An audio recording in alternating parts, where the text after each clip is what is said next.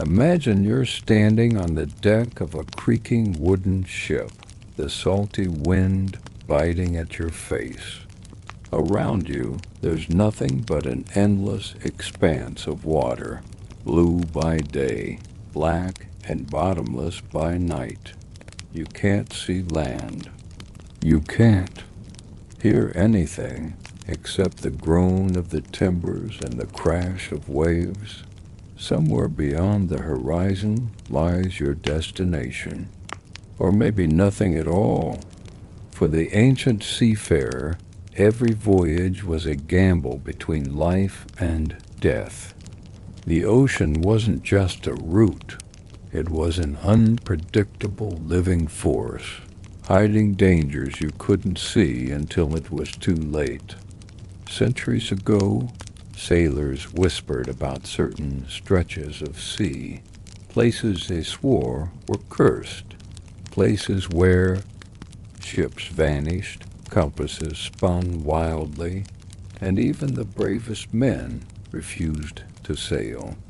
They didn't just fear storms or pirates, they feared the ocean itself. There were waters where strange lights danced at night, where waves rose out of nowhere, where the air seemed heavy and wrong. And when a crew entered these regions, they often didn't return. Tonight, we're diving deep into the minds of those ancient mariners. We'll explore the zones on old maps marked with warnings like "Here be dragons," the eerie magnetic anomalies that twisted navigation, the waters that swallowed ships whole, and the creatures said to lurk in the abyss. And as we journey through history, we'll discover that many of these fears weren't just superstition. They were warnings, born from very real dangers. So grab a blanket, settle in, and before we set sail into these mysterious waters, make sure to like this video and subscribe, because once we start, there's no turning back, and I promise you, the stories you're about to hear will make you see the ocean in a way you never have before. Imagine standing on the edge of a vast, endless expanse of water with no understanding of what lies beyond. No maps, no compasses, no reliable way to know if you would ever return once you left the shore. This was a reality for ancient people. The sea wasn't simply a body of water, it was a shifting, unpredictable force that seemed to exist beyond the laws of nature, something that both gave life and threatened to take it away in the same breath. To an ancient farmer or fisherman, the ocean was alive. It heaved and sighed, its waves moving with a rhythm that felt more like breathing than motion. The tides came and went with such precision that they could almost be counted on, but why they came and went was a mystery. Without scientific explanations, it was easy to imagine that some colossal being beneath the water controlled its pulse. People whispered that the sea had moods, sometimes calm, sometimes violent, and those moods were not random. They were a reaction to human behavior. If you angered the sea, you would know it. And then there was the horizon, that impossibly sharp line where sky and water met was both beautiful and unsettling. Many believed it marked the edge of the world.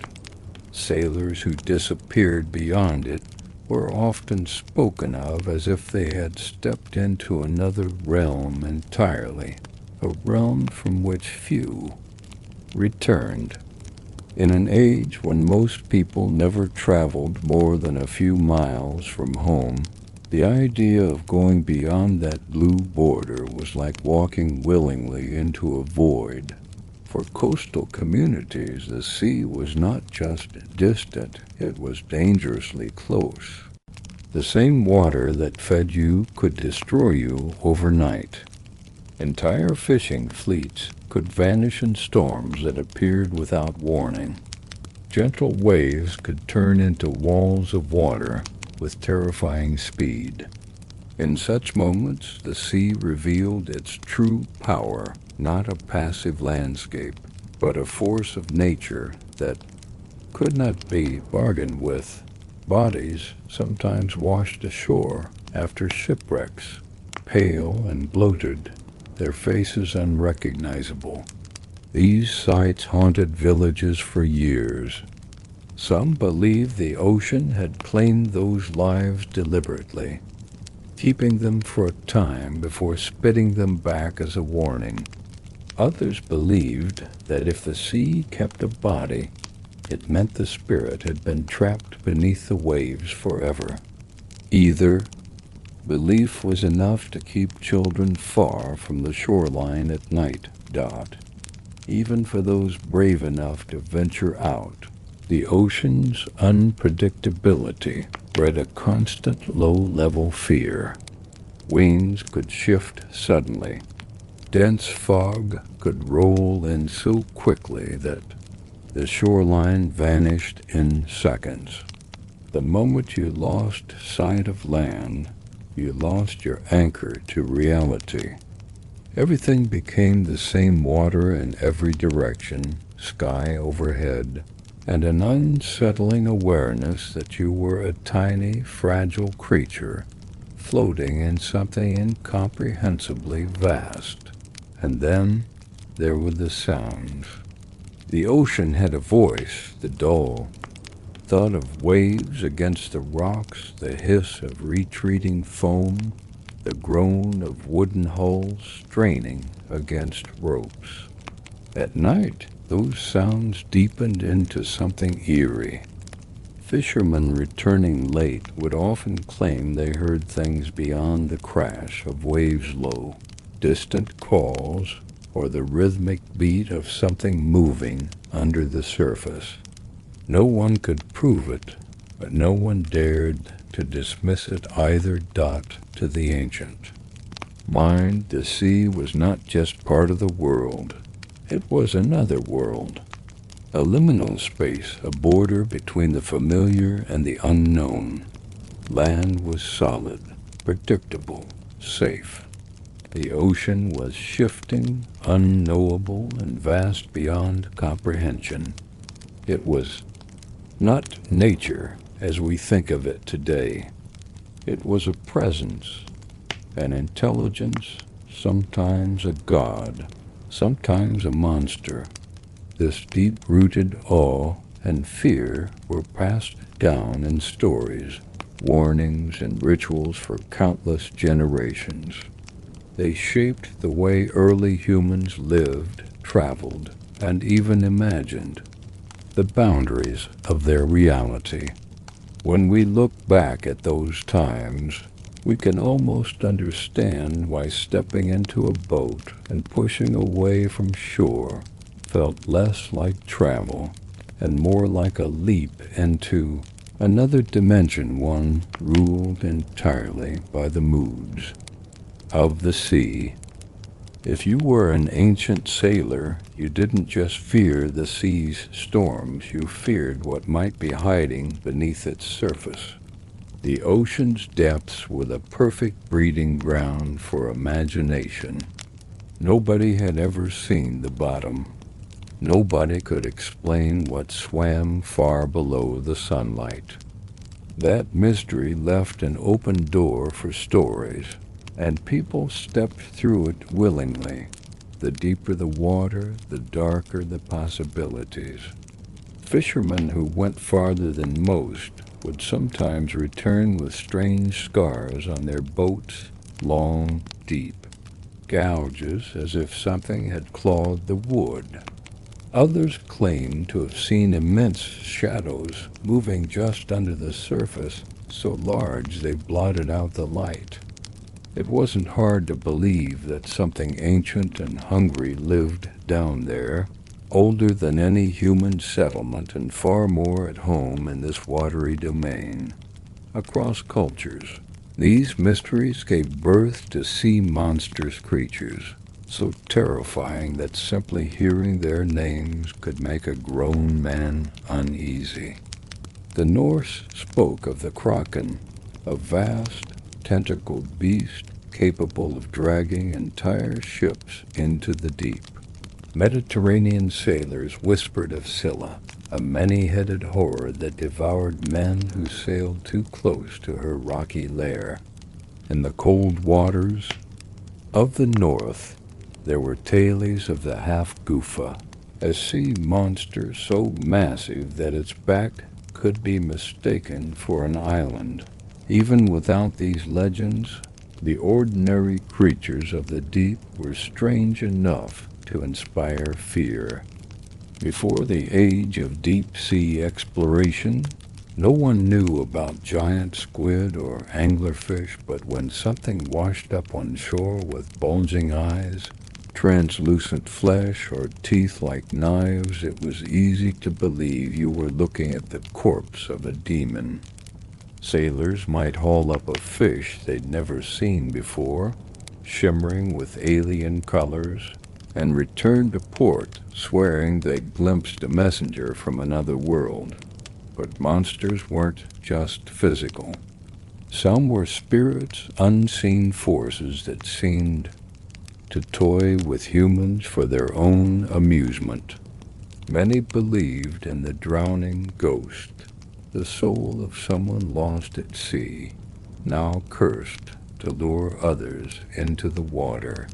Fishermen swore they had heard familiar voices calling to them in the fog, only to discover that no one was there. On certain nights, lights would flicker far offshore, as if someone was signaling for help. Sailors who rowed toward them never returned. Mermaids, too, were far from the gentle, romantic figures of modern fairy tales. In medieval European stories, they were often dangerous ascetic tresses, leading sailors into treacherous waters. A glimpse of a mermaid was not a blessing. It was an omen that your voyage would end badly.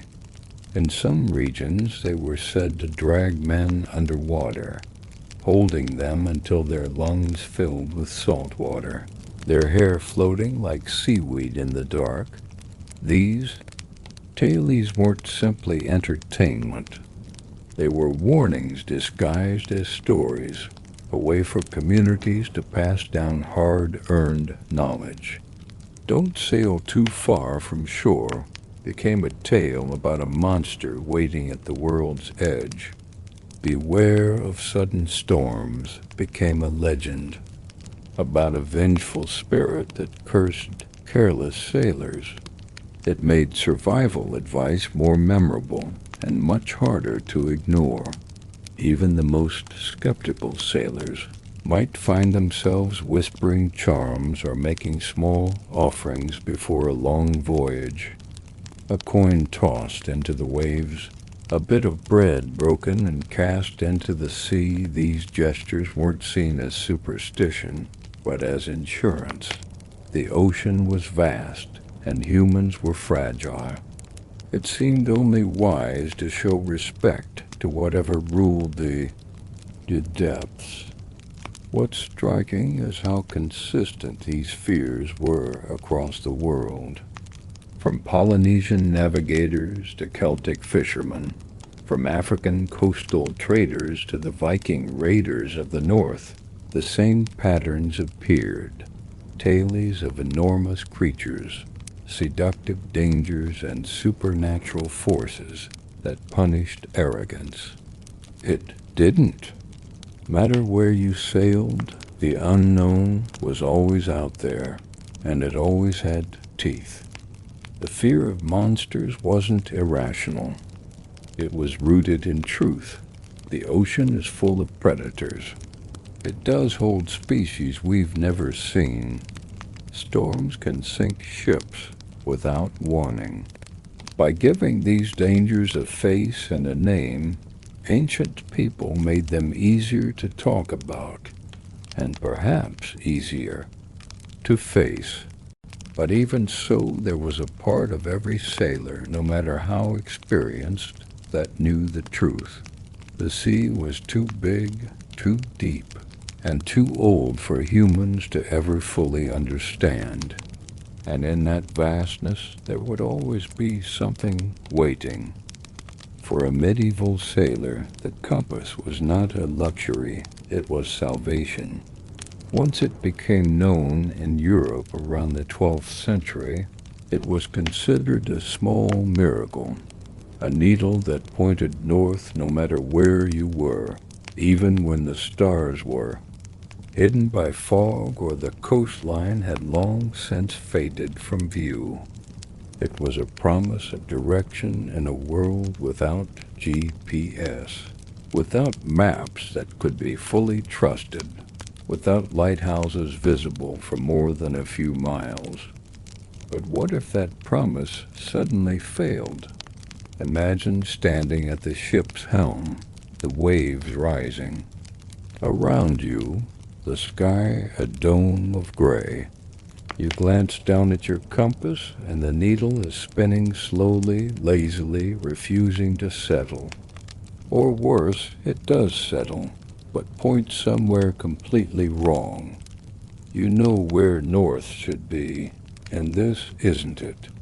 That moment would be enough to turn the air colder, to make your stomach tighten with a very old, very human fear.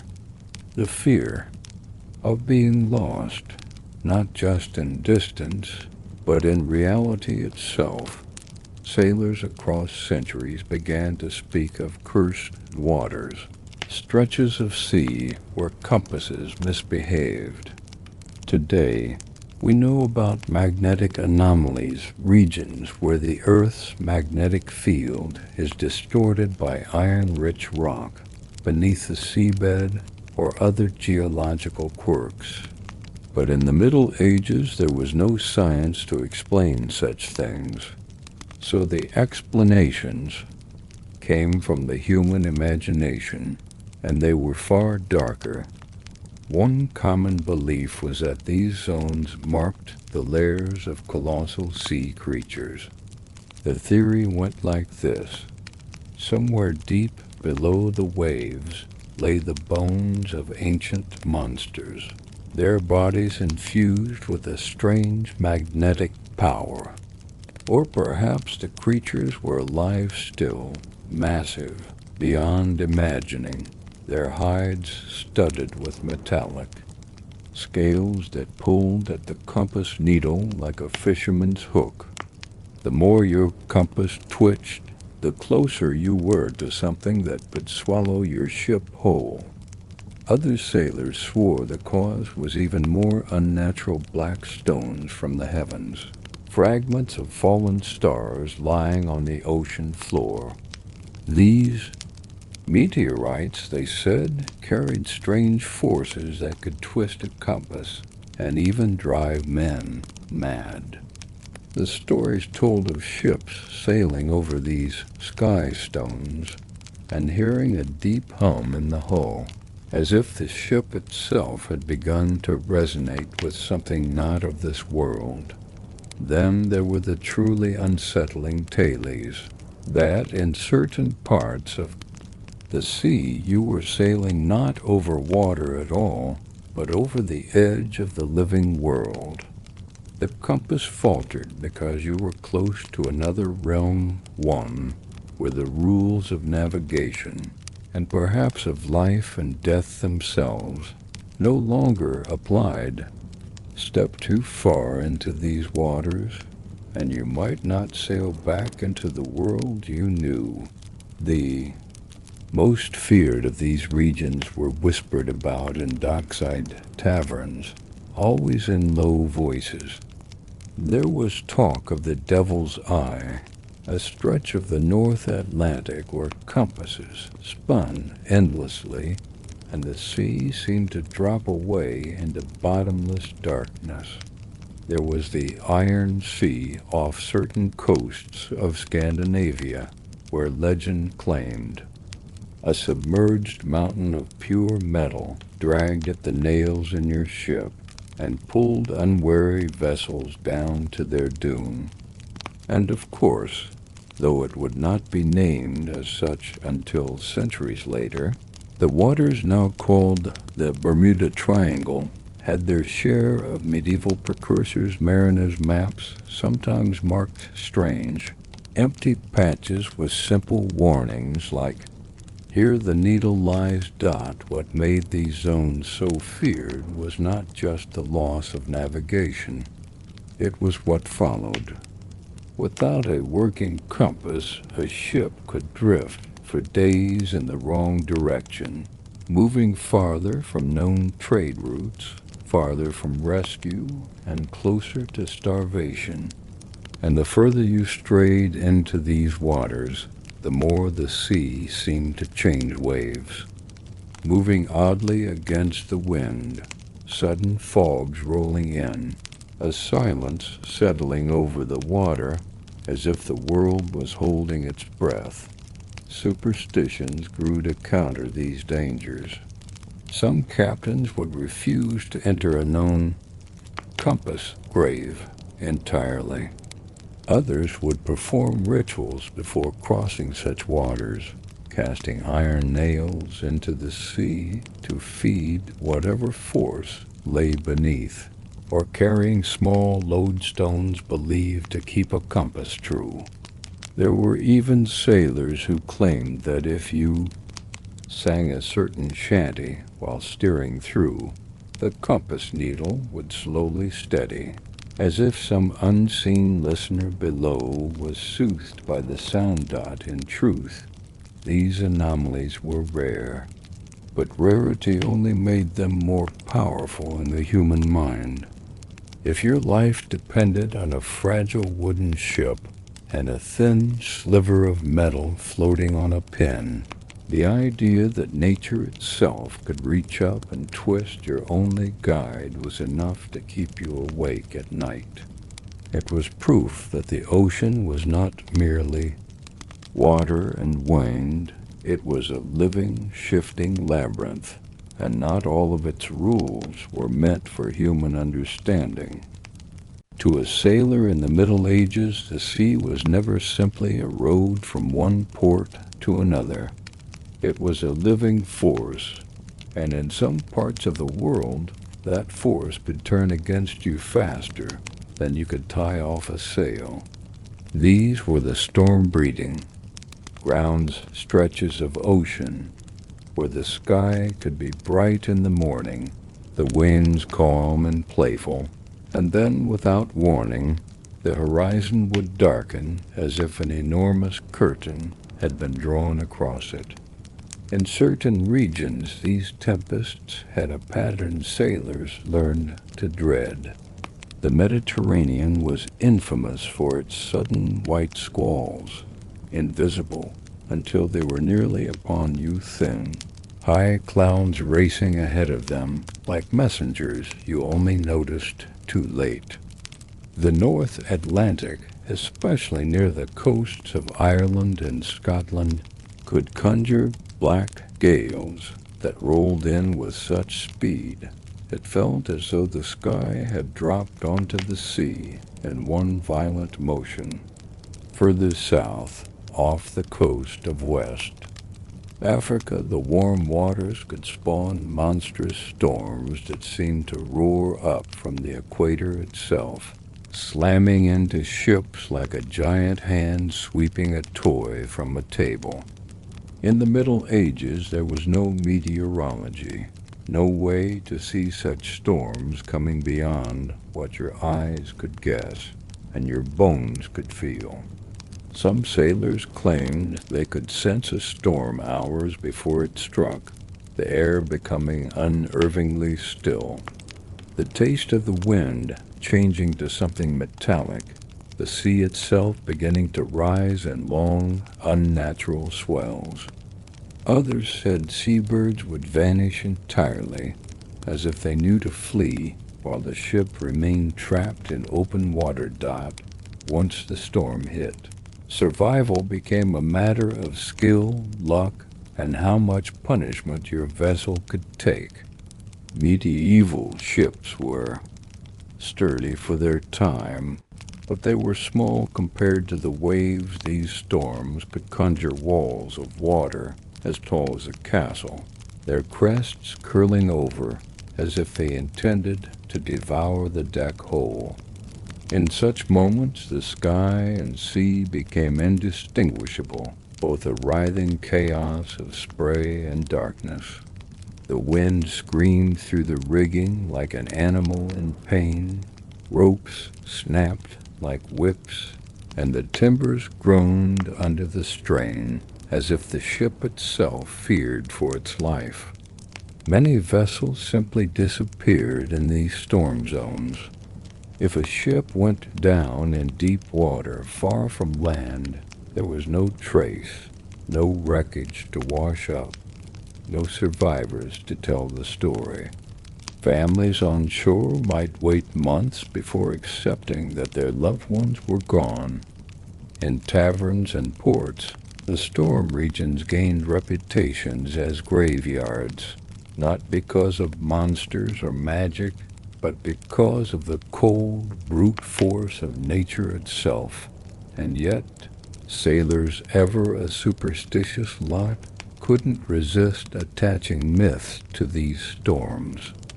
Some believed that the fiercest tempests were the work of spirits or vengeful sea gods lashing out at mortals for some offense. Others told of storm witches who could summon winds with a whispered chant, selling fair weather to those who paid and cursing those who did not.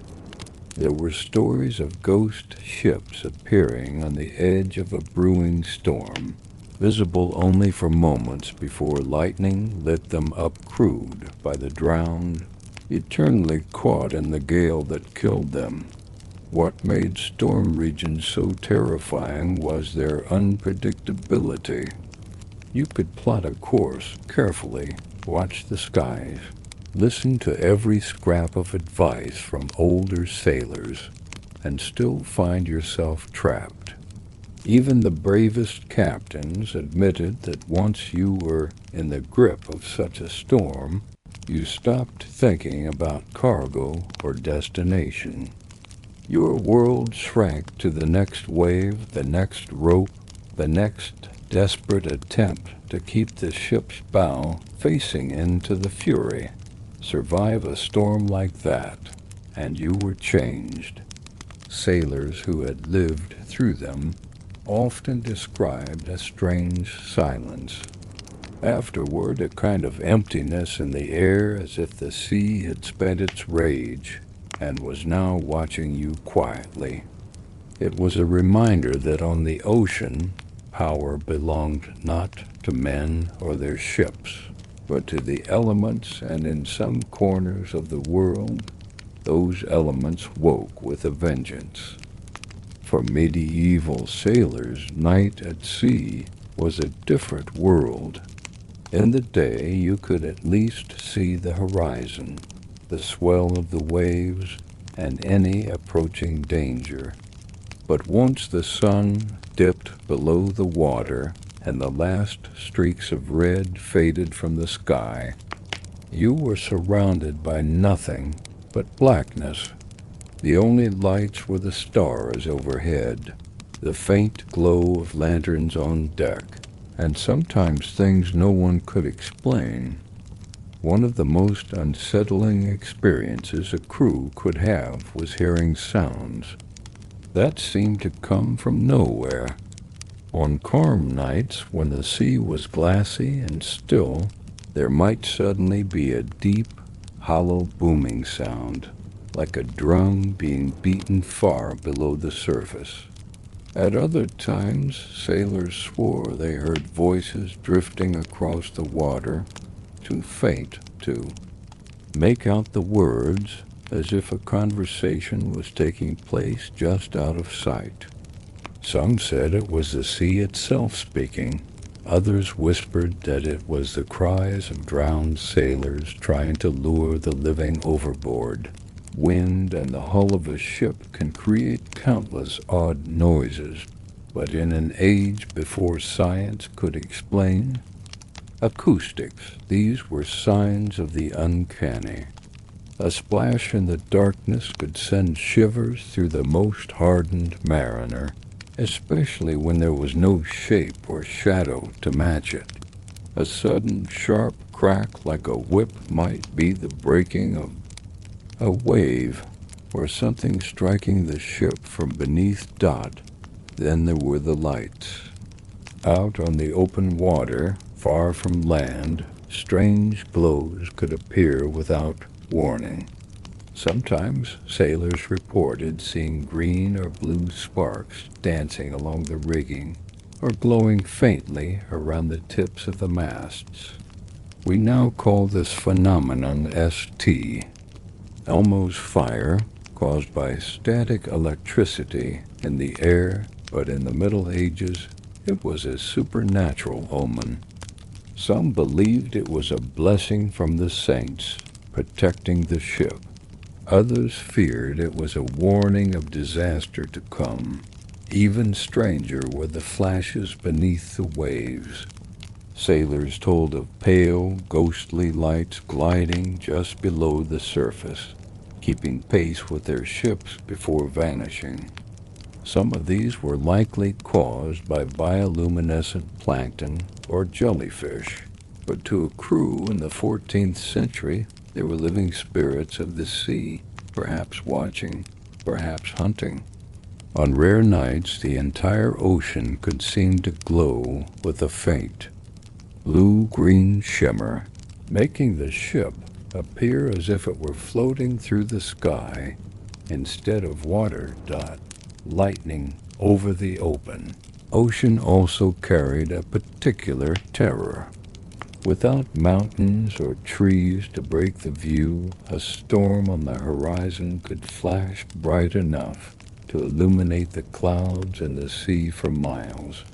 Sailors described sudden sheets of light that turned night into day for a heartbeat, followed by total blackness, again an eerie rhythm that could last for hours as the storm drifted closer.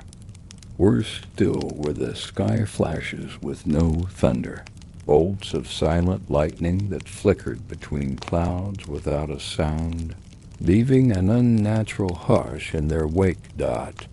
And sometimes the lights seemed intelligent. There are medieval records of glowing orbs appearing on calm seas, hovering above the water, or rolling across the deck before vanishing. These were often called sea candles or witch lights. Were they hallucinations brought on by fatigue, reflections of distant lightning, or something else entirely? In those days, you couldn't simply dismiss what you saw.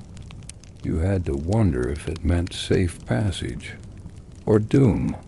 For the men who lived their lives on the ocean, these sounds and lights were reminders that the sea was not just a physical place. It was alive with mysteries. The darkness hid more than just water. It concealed things no one could name, and when those things revealed themselves, even for a moment, they left behind an unease that lingered long after the night had passed. In the Middle Ages, the ocean had a reputation for being not just dangerous, but hungry. Sailors spoke of stretches of water where ships did not simply sink, they were swallowed. One moment a vessel might be seen on the horizon, sails catching the wind, crew visible at their work. The next it would be gone, leaving nothing but an empty patch of waves, as though it had never existed at all. Such disappearances were the stuff of dockside whispers and late-night storytelling. Medieval ports from the North Sea to the Mediterranean had their own versions of the tale. A merchant ship fully loaded with grain and wine, vanishing under a clear sky. A war galley with 100 men aboard, gone between one watch and the next. A fishing boat disappearing within sight of the shore. The accounts often agreed on one detail: the water in these cursed places would change in appearance moments before disaster. It might turn darker than ink, unnaturally still, or roil and churn without wind or tide to explain it. Some blamed enormous sea creatures, the kind that could rise from the depths, seize a ship in its jaws, and drag it under in seconds. Others claimed the sea itself could open up, a vast hidden maw pulling the vessel into some unseen underworld. These weren't just folk tales to the men of the time. They were explanations born from fear and observation. A ship that went down in a storm left wreckage planks, barrels, perhaps bodies, but the sea-swallowed ships left nothing. No debris, no cargo, no survivors to tell the tale. There were even stories of survivors who claimed to have seen it happen. From another ship, one 14th century account from the Bay of Biscay describes a convoy of 3 merchant cogs sailing together. At midday, with calm weather and no sign of trouble, the lead ship began to list slightly, though the sea around it looked smooth. Then, according to the crew of the following vessel, it simply dropped lower into the water, stern first, as if the ocean floor had given way beneath it. Within minutes, it had vanished completely. The sea closed over it without a trace, and the surface became as calm as a mirror. Modern science might offer explanations: subsea landslides, powerful whirlpools, sudden squalls that hit one ship but miss another. But to a medieval sailor, these were signs of a living sea with a will of its own. The sea-swallowing phenomenon was often spoken of alongside warnings to avoid certain routes or regions. Maps from the era already filled with sea serpents and kraken sometimes marked stretches of ocean with grim notes. Here ships are lost. These disappearances fed into the idea that there were parts of the ocean where the rules of the world didn't quite apply. Some believed these dark waters were the entrances to vast underwater realms, cities of the drowned, guarded by spirits or ancient beings who took ships as tribute. Others thought they were cursed by storms from centuries past, doomed to claim vessels until some unknown debt was repaid. For the crews who had to sail through such regions, the fear was not of storms, pirates, or even sea monsters. It was of the quiet, the knowledge that on a bright, calm day, with every sail full and every rope taut, the ocean could simply decide to take you. And in the Middle Ages, when the sea took something, it kept it forever. For a medieval sailor, one of the most unnerving dangers was the one you couldn't see coming: currents. The ocean, to an untrained eye, might look still and predictable, but beneath its glittering surface, unseen rivers of water could be moving with incredible force. These invisible currents could quietly take hold of a ship, shifting its course mile by mile until it was hopelessly lost. Unlike storms or waves, there was no dramatic warning. The sails might be full, the wind steady, and yet the coastline would appear in the wrong place or not at all. For sailors navigating without modern maps or accurate compasses, the sea's hidden hand could erase their bearings entirely. One night you'd see familiar stars over the masthead.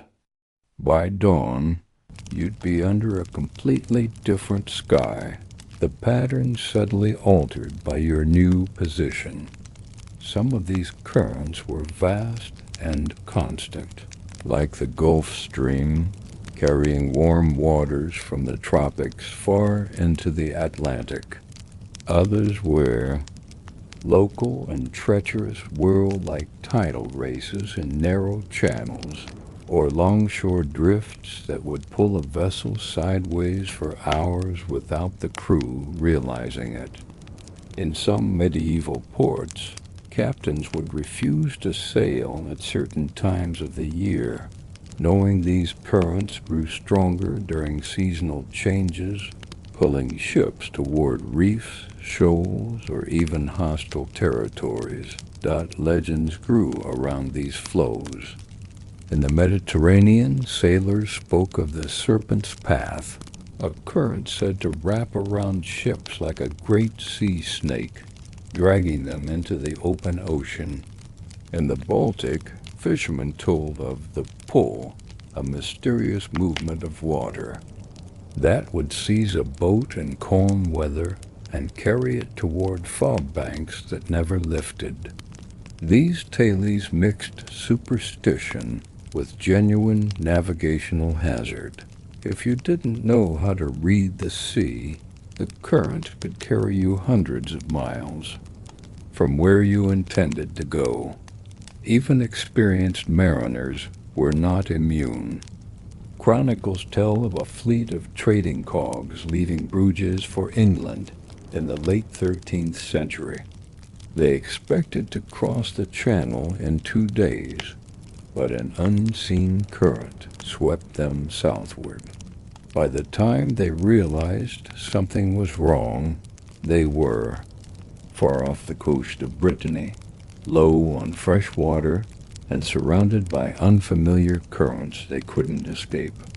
Half the fleet was lost to storms before they found land. The danger was amplified because medieval ships had limited ability to sail against a current. Rowing was rarely an option for large vessels, and tacking against an invisible force that moved faster than the wind was nearly impossible. A ship caught in such a flow was at the mercy of the ocean, and the crew could only hope it would carry them somewhere survivable. Invisible currents didn't just take ships off course, they took them into danger. A vessel bound for friendly shores could find itself pushed toward pirate-infested waters. A fishing boat working a safe bay could be pulled into deep, storm-prone channels. And because the ocean's surface might look completely undisturbed, there was a particular cruelty to this hazard. Sailors didn't realize they were in trouble until it was too late. In the minds of many medieval seafarers, these currents weren't just natural phenomena, they were alive. Some believed they were the paths of sea spirits, and that once you drifted into their road, you couldn't turn back without permission. Others thought they were the ocean's way of feeding on the lost, guiding ships to the same deep places, where the sea-swallowing waters claimed their victims. To this day, strong currents can still pull the unwary far from safety.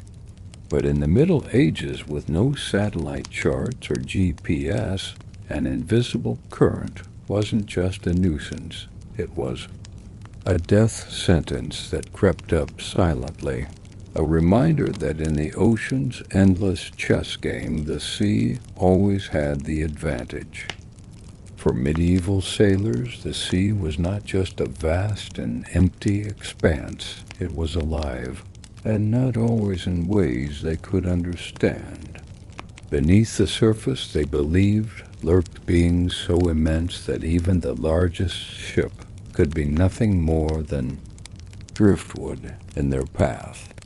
These were not the small, darting fish seen near the shore, nor even the whales occasionally glimpsed in distant waters.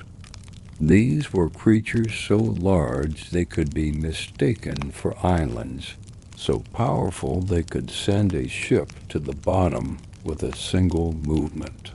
Some of these accounts were based on real encounters. Imagine a crew that had never seen a whale before, suddenly confronted by a blue whale's barnacle-crusted back rising from the water like a hill.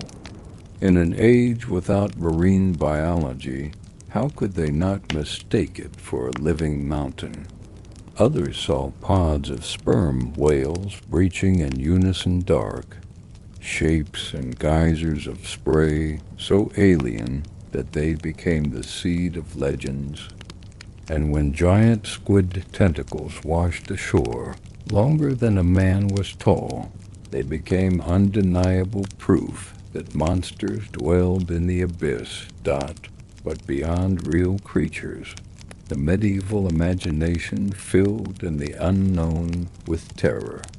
Mariners told stories of the kraken, a beast said to have arms so long they could wrap around a ship and drag it under. In some versions, the kraken would rise slowly, its barnacle-covered back looking like rocky ground. An unsuspecting crew might even anchor there, only to feel the island sink beneath them as the creature returned to the depths. There were also tales of sea serpents vast, snake-like beings that could coil around a vessel and squeeze until its timbers cracked. In northern waters, fishermen swore these creatures had eyes the size of shields and mouths lined with teeth like jagged knives. Many dismissed these stories as sailors' exaggerations, but others pointed to the mysterious carcasses that sometimes washed ashore, too decayed to identify, their spines stretching farther than the length of any known fish. One of the most feared aspects of these creatures was their unpredictability. They could appear without warning in calm waters, far from any storm or reef, and disappear just as quickly. Some sailors believed they rose only when hungry, sensing the vibrations of ships through the water. Others thought they were drawn to certain parts of the sea-deep trenches, whirlpools, or the shadowy places where sunlight could not reach. There are records of medieval voyages turning back after a sighting, crews refusing to risk the open sea for weeks afterward. In ports from the North Sea to the Mediterranean, these stories spread quickly, growing larger with each retelling. A whale became a leviathan, a squid became a kraken, a school of dolphins became a serpent winding through the waves. What's most fascinating is how these tales blurred the boundary between truth and myth. The ocean did contain massive creatures, whales, sharks, squid, that could easily dwarf a medieval ship's small deck. But in an age without cameras or scientific classification, each sighting became a story, and each story became a legend. By the time it reached the next generation of sailors, the real animal was buried under layers of fear, awe, and imagination. Even today, scientists still discover species in the deep ocean that were unknown just decades ago, some enormous, some almost alien in form. It's easy to understand why, to a medieval sailor staring into the dark water at night, the idea of something colossal and unseen was not just plausible, it was inevitable. In their minds, the sea's true rulers weren't men with sails, but the silent giants waiting below, whose size and power ensured that the ocean always belonged to them. Long before modern ships with steel hulls and satellite navigation, medieval sailors stepped onto wooden decks with nothing but the horizon ahead. Day after day, that horizon never changed. It was an unbroken line where the sky met the sea, stretching endlessly in every direction. The world became a circle of water and wind, and to many sailors, that unending sameness began to play tricks on the mind. Without landmarks, the human brain struggled to measure progress, and time itself felt distorted. Days blurred into weeks, and weeks into what felt like eternity. There was also the oppressive isolation. In the middle of the ocean, the vast emptiness could feel almost suffocating. The constant sound of creaking wood, the rhythmic splash of waves, and the ever-present groan of ropes in the wind formed a background that never ceased. For some, it became hypnotic, almost like a slow, maddening lullaby. Sleep offered no relief, because dreams often carried the same imagery waves, endless motion, and the feeling of drifting without purpose. Then there was the fear of the unknown beneath the ship. Medieval sailors had no real understanding of ocean depths. The water below could be dozens of meters deep or thousands, and it might as well have been a black void. Every splash, every ripple, every shadow cast by the moon on the surface could trigger anxious thoughts. Was it a fish, a piece of driftwood, or something far more dangerous waiting to rise?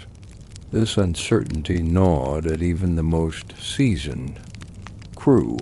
The longer a voyage went on without sight of land, the more the mind sought patterns in meaningless things. Some sailors swore they saw phantom coastlines on the horizon, only for them to vanish when the ship sailed closer. Others began to interpret the shape of clouds, the cries of seabirds, or even the direction of the wind as omens, good or bad. These superstitions weren't just quaint habits. They were coping mechanisms against the crushing vastness around them. And then there was the deep existential dread. Out there, a man was utterly at the mercy of nature. The ship was a fragile shell floating on a planet-sized body of water. One mistake, one storm, and it could all be over. This awareness never left a sailor completely, even in calm weather. It sat at the back of the mind, whispering in quiet moments, wearing away at confidence, until even small challenges felt overwhelming.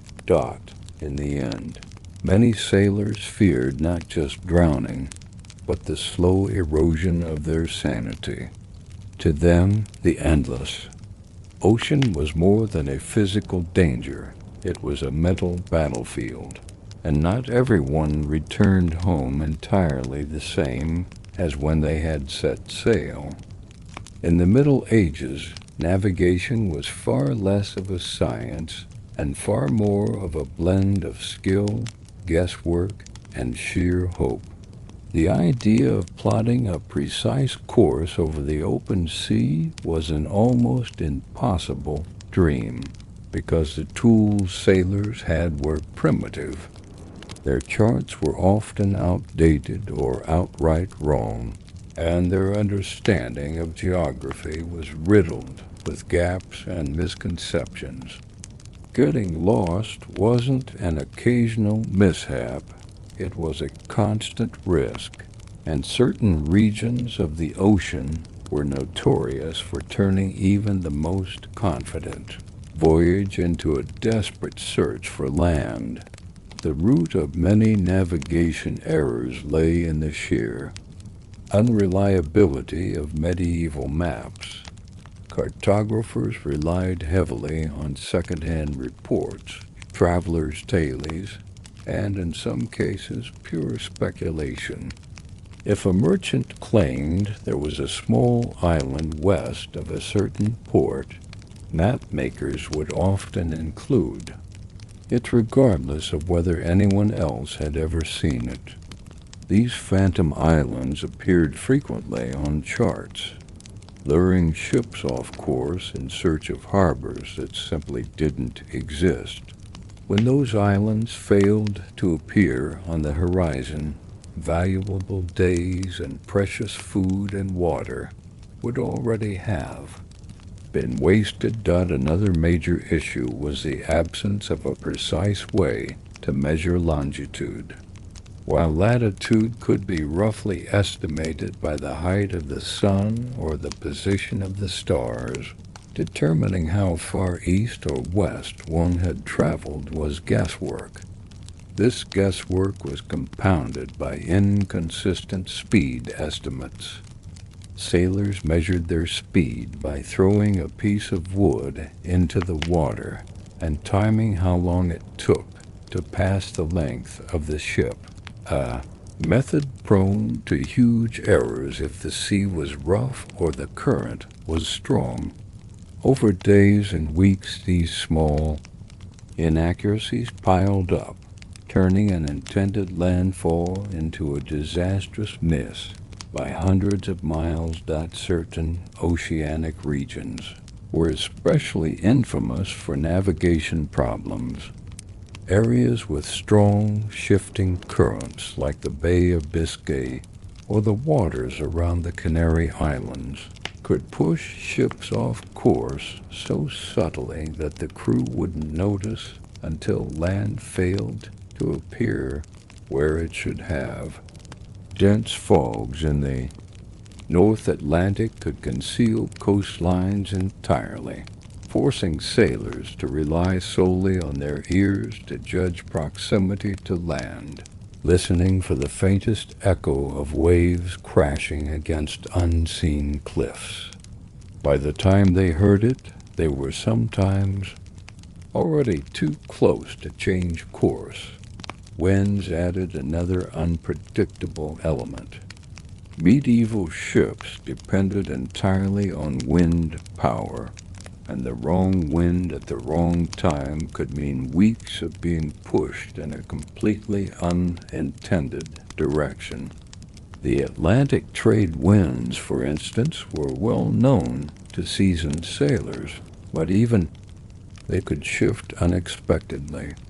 Captains who failed to anticipate seasonal changes often found themselves carried far into unfamiliar waters, their supplies dwindling, their crew growing restless and fearful. Superstition also played a strange role in navigation errors. Some regions gained reputations as cursed or haunted waters, where compasses would spin uselessly, or where invisible forces seemed to drag ships away from their destination.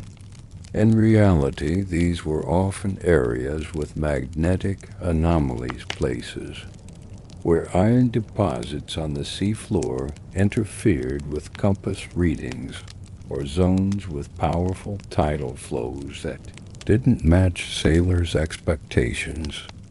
But to the men aboard, the effect was unsettling enough to influence their decisions, leading them to take detours or avoid certain bearings, sometimes making the situation worse.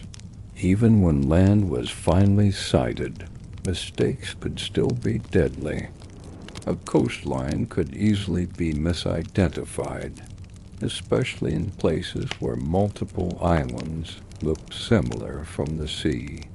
Mistaking one harbor for another could result in running aground on hidden reefs or accidentally entering hostile territory. In an age when maps were guarded secrets and many nations protected their waters fiercely, arriving in the wrong port could be as dangerous as getting lost in the open ocean. For the medieval sailor, navigation was an art fought against a backdrop of unpredictable nature and human error. Every day without sight of land increased the tension. Every change in the wind brought uncertainty, and every miscalculation could mean drifting helplessly into the unknown. The ocean did not forgive. Mistakes, and in certain places, it almost seemed to encourage them. Imagine you are a medieval sailor standing on the deck of your creaking ship in the dead of night. The moon is hidden behind thick clouds. The sea is black as ink, and the only sounds are the groaning timbers and the steady slap of waves against the hull. Then suddenly the water round your vessel begins to glow, not faintly, but with an eerie, otherworldly light. The crests of the waves shimmer. Your ship's wake trails a sparkling path behind you, and every disturbance in the water sends a burst of greenish-blue fire dancing into the darkness. In our modern world, you might marvel at the beauty of bioluminescence and take a photograph. But in the Middle Ages, such a sight could strike terror into the hearts of an entire crew. For sailors of the medieval period, the ocean was already a place of deep mystery and fear. They did not understand microorganisms, chemistry, or light refraction. So when they encountered glowing seas, they interpreted them through the lens of superstition and folklore. Some believed the lights were spirits of drowned sailors, rising from the depths to guide or lure the living into the same watery grave. Others thought the ocean itself was alive, its fiery breath a sign of anger or impending disaster. There were even whispered tales of massive sea monsters that glowed in the dark, their luminous bodies breaking the surface just before an attack. What these sailors were often witnessing was bioluminescence light produced by living organisms, such as plankton, algae, or small crustaceans. In particular, a species called Noctiluca scintillans, nicknamed sea sparkle, could turn vast stretches of water into glowing carpets when disturbed by waves, fish, or the passing hull of a ship. But in the Middle Ages, this natural explanation was far from obvious. To them, the ocean's glow was a sign of magic, divine intervention, or some strange warning from the unseen forces that rule the deep. Reports of glowing seas appear in medieval travel accounts from sailors crossing the Indian Ocean, the Mediterranean, and later the Atlantic. Some explorers claimed to see glowing lanterns far out to sea, mistaking patches of bioluminescence for other ships in the distance. This could lead to dangerous decisions, changing course to avoid what they thought was an enemy vessel, or steering toward the lights in hopes of rescue, only to find themselves deeper in uncharted waters. Not all ocean lights came from plankton. There were also phenomena like St. Elmo's fire, in which a bluish flame-like glow would appear at the tips of masts or along the rigging during thunderstorms. Caused by a build-up of electrical charge in the air, this strange effect was both awe-inspiring and terrifying. Some medieval sailors believed it was a blessing, a sign that a saint was watching over their ship. Others feared it meant the storm would claim them before dawn. Got another phenomenon involved: phosphorescent fish or squid creatures whose bodies emitted light either to lure prey or confuse predators. When large schools of these animals gathered near the surface, the effect could be dazzling. Great patches of ocean seemed to boil with light. Sailors often mistook this for underwater volcanoes, ghostly cities beneath the waves, or supernatural armies preparing for battle in the deep.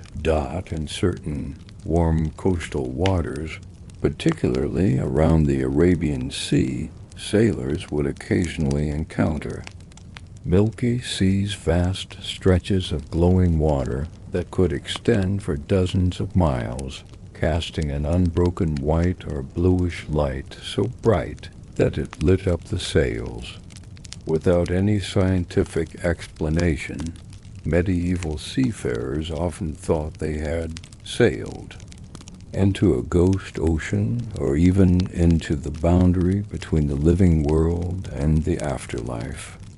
Stories from the period describe crews falling silent, crossing themselves, or throwing offerings into the sea in hopes of appeasing whatever spirits were responsible.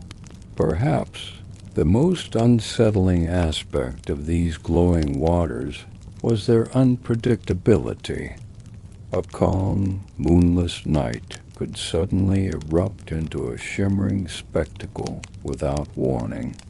For sailors navigating without modern charts or compasses, any unexpected event at sea could cause panic. And when the very water around you appeared to come alive, glowing and sparkling with each wave, it wasn't hard to believe you had crossed into another realm entirely.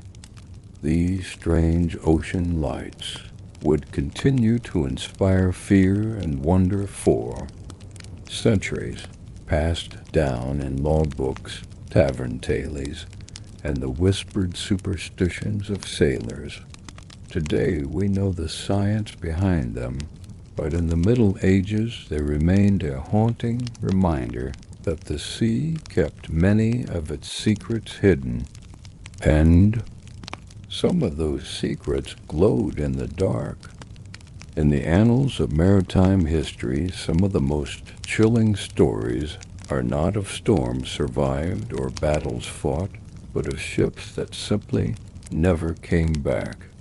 In the Middle Ages and the centuries that followed, the sea claimed countless vessels, yet a few disappearances became legendary tales that spread from port to port, whispered in the dim light of taverns, growing stranger with every retelling.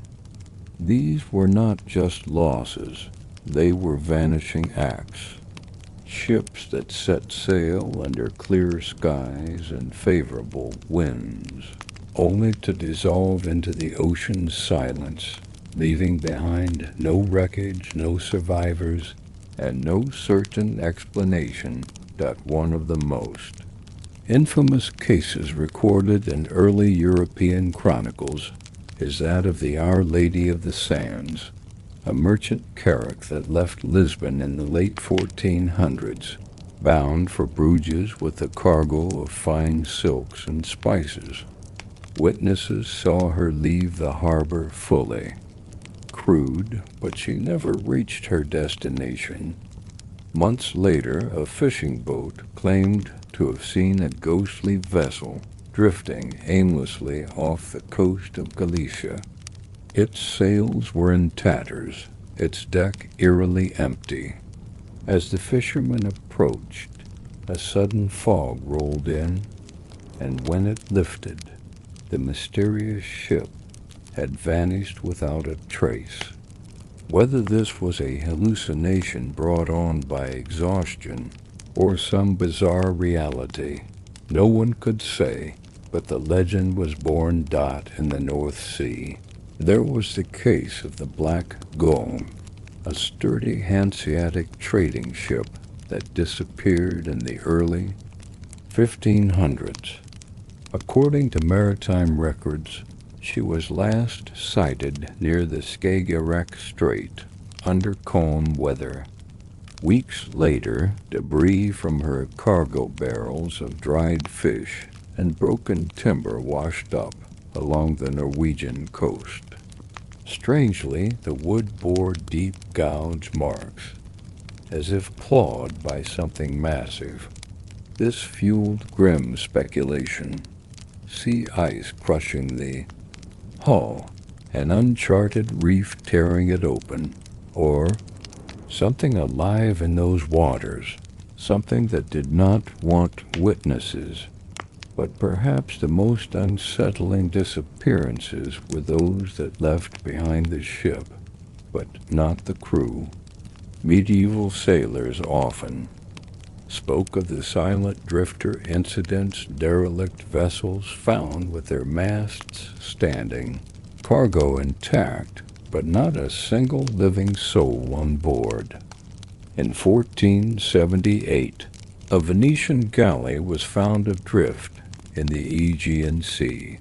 The cooking fires were still smoldering, meals half prepared, and personal belongings neatly stored. There were no signs of a struggle, no blood, no damage to the ship. It was as though the crew had simply stepped off the deck and into the waves in unison. The rescuers towed the vessel to port, but after a few days, they claimed strange noises came from its hold, at night footsteps, whispering voices, and the sound of ropes being pulled tight. The ship was eventually burned to the waterline, as the superstitious sailors refused to keep it. One category of disappearance that particularly haunted medieval mariners was that involving entire fleets. In 1304, a squadron of Genoese warships vanished in the Tyrrhenian Sea while pursuing pirates. The fleet sailed into a bank of dense fog off the coast of Sardinia and was never seen again.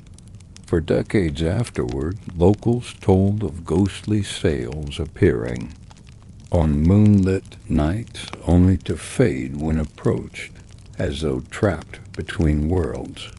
Of course, many of these vanishings may have been due to natural hazards, sudden squalls, collisions with uncharted reefs, or deadly currents that carried ships far from their intended route. But in the age before weather forecasts and rescue missions, when communication was impossible once you left sight of land, mystery filled the void where facts were missing. And for sailors who believed the sea had a will of its own, these disappearances weren't just accidents, they were warnings. The ocean, they thought, had moods. Sometimes it was generous, granting swift passage and safe harbor. Other times, without warning, it simply took what it wanted. Stories of these vanishings didn't just scare sailors. They shaped the way people navigated and even where they dared to go. Certain routes were abandoned for decades after a major disappearance, deemed cursed or claimed by the sea. Families of missing sailors sometimes refused to accept that their loved ones had drowned, insisting they had been taken to another realm, or perhaps even captured by distant, unknown peoples. The Middle Ages left us few reliable logs or forensic evidence. So many of these cases will never be solved. But their power lies in that very uncertainty. Every time a ship was swallowed without explanation, it added another layer to the ocean's dark reputation, a reminder that once you set sail into those vast, uncharted waters, there were no guarantees you'd ever come back. Long before charts were standardized and compasses became reliable, the lifeline of a sailor's safety lay in the words of those who had been to sea before him. In the Middle Ages, written navigation manuals were rare, expensive, and often guarded by guilds or wealthy merchants. For the average seafarer, the real maps existed in stories passed from old hands to young apprentices around dockside fires, inside noisy taverns, or whispered across creaking decks on night watch. These oral traditions were as vital as any piece of equipment on the ship, and often carried more weight than the orders of captains themselves. Sailors didn't simply speak of bad weather or rough seas. They described the ocean as a patchwork of zones, regions where the sea behaved differently, almost as if it had its own moods and temperaments. Some areas were known for sudden, violent squalls that could rip sails to ribbons in minutes. Others were dead waters, places where the wind inexplicably died for days, leaving ships drifting helplessly while food and water ran low. These weren't marked on any map. You learned about them only if you listened closely to those who had survived them. One notorious example in the North Atlantic was referred to by English mariners as the Devil's Mouth. Located somewhere west of Ireland, it was said to be a place where waves rose without wind and currents seemed to drag ships backward. Men claimed that no matter how hard you rowed or how much canvas you set, the sea there held you in its teeth. According to tradition, the only way to escape was to strip the ship of weight, sometimes meaning barrels of cargo, sometimes meaning cannons, and in darker rumors, even passengers dot further south in the Mediterranean. Older sailors warned of the Whispering Waters, a stretch of calm sea near the Greek islands, where strange, low murmurs could be heard at night. Those who lingered there too long often claimed to hear voices calling them by name, luring them toward unseen reefs. Skeptics dismissed this as the sound of water moving through hidden rock channels, but the tailies stuck, and captains made sure to steer clear whenever possible. These warnings weren't just spooky tailies told to keep novices. In line, they were survival tools. In an age where most navigation was done by landmarks, stars, and instinct, a single misjudgment could be fatal. If a veteran told you, "Don't pass the red cliffs after sunset," the wind turns on you there. You listened because his own survival was proof enough. And yet, these traditions were also wrapped in exaggeration and superstition, becoming richer with each retelling. A simple warning about strong currents could grow into a full-blown legend of a sea that grabs you by the keel. A stretch of dangerous shoals might be remembered, not as rock and sand, but as the remains of an ancient city cursed to drag ships down to join it. This blending of fact and fiction made the warnings memorable and, in a way, more effective. Even in major port cities like Genoa, Lubeck, or Lisbon, maps would sometimes have faint markings indicating ill waters or beware here.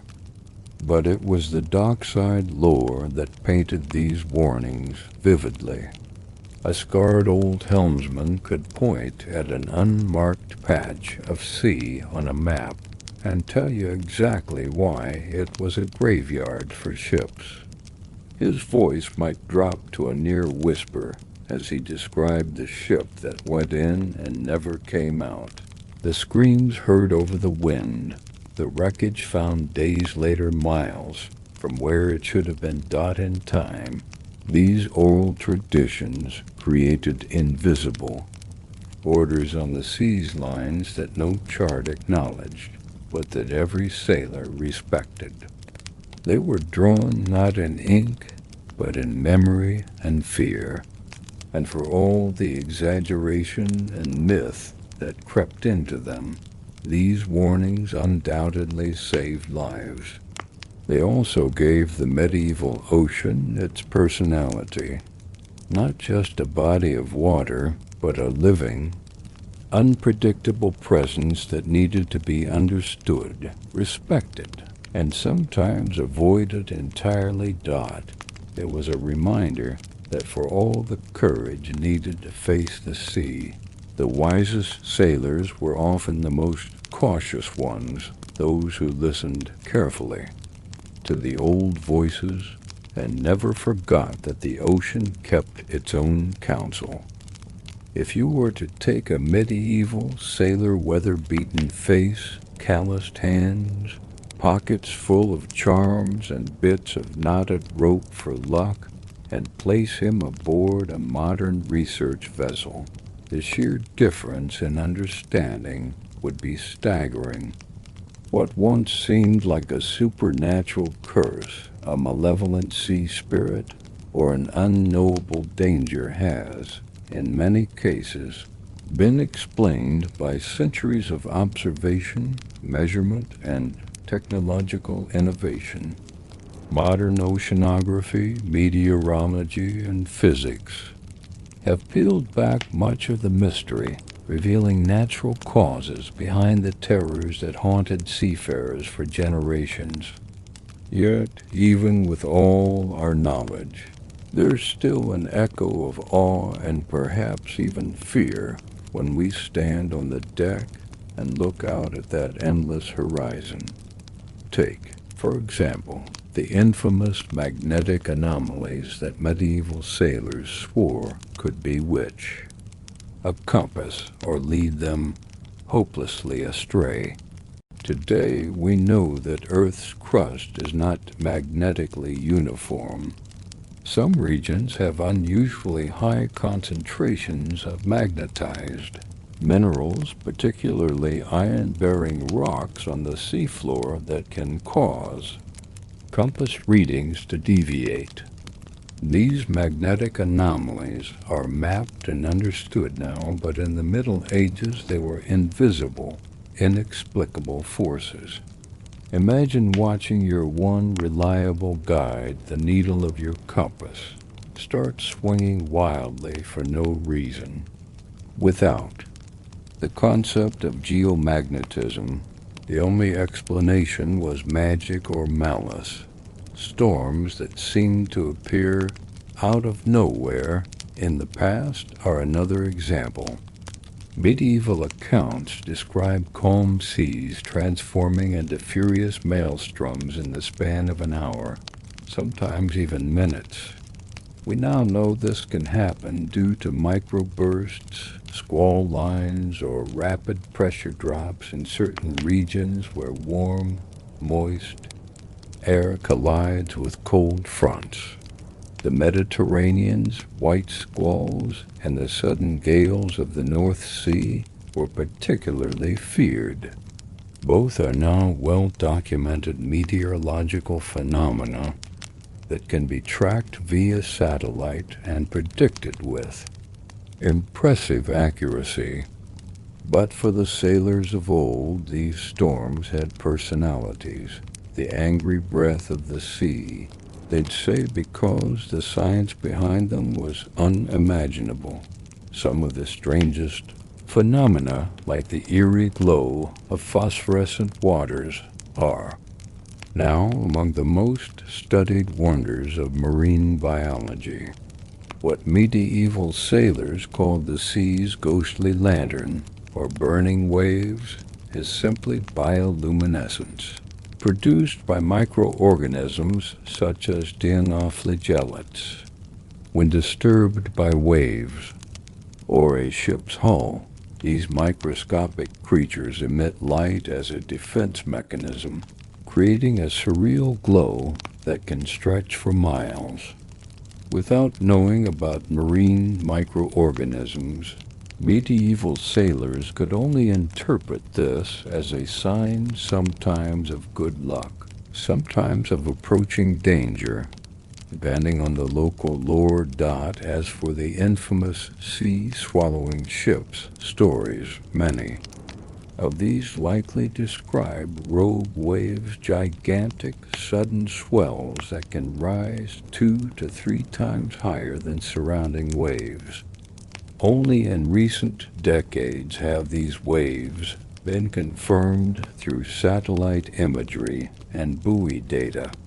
Before, they were considered sailors' exaggerations or outright myths. Now we know rogue waves can reach heights of over 25 meters, powerful enough to snap a large vessel in half. In the medieval mind, such an event had to be the work of a monstrous creature or divine wrath. Today we can explain the fluid dynamics that cause them, but the raw destructive power remains just as humbling. Even navigational errors, so common in certain mysterious regions, now have straightforward explanations. Strong, invisible currents like the Agulhas Current off southern Africa or the Gulf Stream in the Atlantic could carry ships hundreds of miles off course without the crew realizing it. In the days before accurate longitude measurement, you could be weeks into your journey before discovering you were hopelessly displaced. To modern sailors with GPS and radar, these are well mapped and accounted for. To medieval mariners, they were oceanic traps, deliberately designed to confuse and capture them. Yet here's the fascinating thing. Even with all these scientific explanations, the emotional impact hasn't entirely vanished. Step onto the deck of a small boat in the middle of the Atlantic on a moonless night, and you will understand why ancient sailors reached for myths to explain what they saw and felt.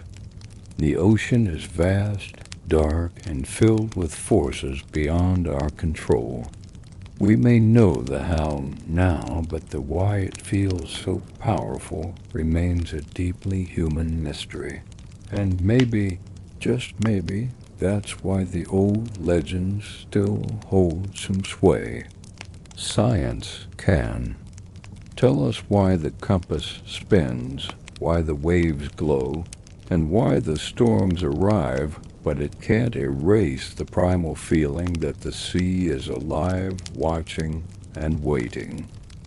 For all our satellites, sonar mapping, underwater drones, and real-time weather updates, the ocean remains one of the last truly untamed places on Earth.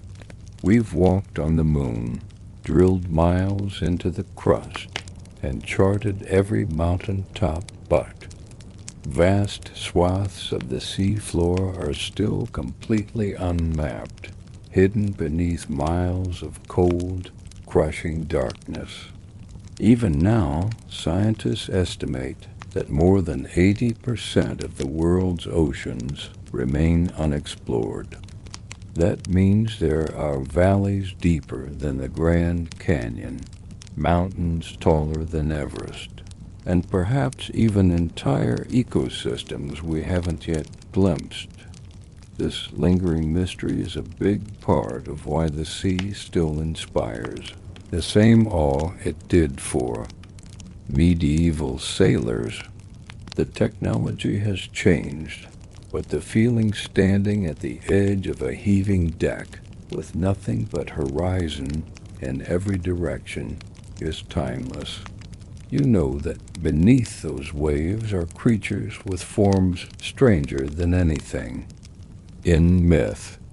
You know that storms can still rise without mercy, that the currents are still stronger than any engine, and that the ocean does not care who you are or what you bring. It humbles everyone equally. The psychological power of the ocean is undeniable. When you look out at it, your mind naturally begins to imagine what's hidden, what swims there, what's lost there, and what stories are buried under centuries of silt. It's not just about fear, though. The sea also calls to our curiosity. It whispers of routes to new lands, of treasures lost in shipwrecks, of messages in bottles still adrift. The same curiosity that pushed medieval sailors into uncharted water still drives deep-sea exploration today. And then there's the simple, hypnotic beauty of it all. Sunlight scattering into 1,000 glittering shards on the waves. The silver path of moonlight stretching toward you at night. The quiet, lulling rhythm of the swells that seems older than time itself. These moments are reminders that while science can measure and map, it cannot replace the emotional experience of being present on the water. The sea is both a physical reality and a mental space half-fact, half-dream. In a strange way. The ocean's greatest strength is that it refuses to give up all its secrets. We may now understand the mechanics of storms, the biology of glowing plankton, and the physics of rogue waves, but there will always be the unknown, the shipwrecks yet to be found, the species yet to be discovered, and the depths no human has ever seen. And because of that, the stories will continue. The sea will always be part myth, part science, and part something that defies both. That's why, from the medieval fishermen who swore the deep held monsters to the modern sailor steering by GPS, the emotional connection hasn't changed. The ocean is an endless stage, and we are still just temporary players crossing it, hoping the weather holds and the currents are kind. From the first hollowed-out log that ventured beyond a river mouth to the steel giants crossing the globe today, humanity's relationship with the sea has been one of awe, respect, and a healthy dose of fear. In the Middle Ages, sailors stepped onto creaking wooden decks, not knowing if the horizon would deliver fortune or death. They faced invisible currents, sudden storms, vanishing ships, glowing waters, and sounds with no visible source. They spun stories to make sense of what they didn't understand, and in doing so, created a tapestry of myths that still clings to our imagination. Today, we have science to explain much of what terrified those early mariners. We can track hurricanes before they form, measure currents with satellites, and study the biology of deep-sea creatures without ever diving into their realm. Yet the truth is, the sea is still not entirely ours to command. Technology can reduce risk, but it can't erase uncertainty. 1,000 miles from shore, under a black sky with the wind howling through the rigging, even the most modern vessel feels small. That's the enduring power of the ocean. It humbles us. It's bigger than our ships, deeper than our knowledge, and older than our history. It's a place where beauty and danger exist side by side, where fact and legend overlap, and where every wave carries echoes of all the journeys before dot.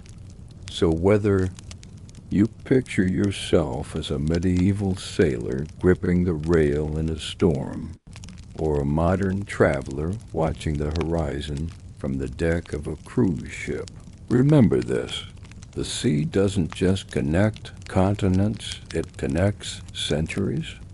The same fear, the same wonder, the same magnetic pull that once drove wooden ships into the unknown still flows in our blood today, Dot. And perhaps that's why, no matter how advanced we become, the ocean will always remain the world's last great mystery.